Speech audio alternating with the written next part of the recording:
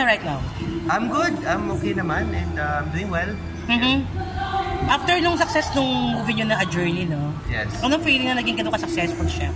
Siyempre, masaya and siyempre nakakagulat din na napaka-warm ng pagtanggap ng mga tao and not only here in the Philippines but of course around the world. Daming nanood ng A Journey. Nagulat ka ba na ganun kayo tatanggapin sa Netflix? Hindi naman. Ano nagulat ko? Ganun ka init tatanggapin ng mga tao, no? Siyempre. Nasa top 10 yun, kasi, siyempre, tagal ko ng pahinga.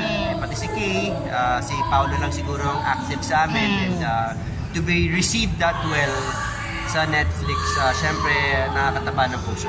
How does it feel working with Paolo, with Kay again?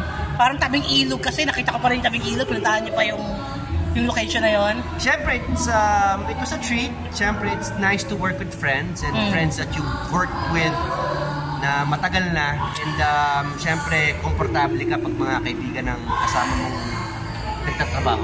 Oo. About your fans, ano lang ang dapat abangan pa? May mga teleserye bang nakalinya? May movie na nakaabang.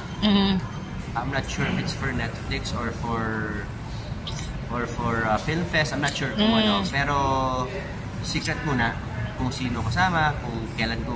But parang next month namin gagawin. Ba't anong feeling, no? Yung daw batch nyo si John Lloyd, ikaw, si Paolo, yung mga... Kayo na talaga yung mga pinakamahuhusay na actress ngayon. Well, para sa akin, madaming mahusay. Hindi lang nabibigyan ng chance or ng break.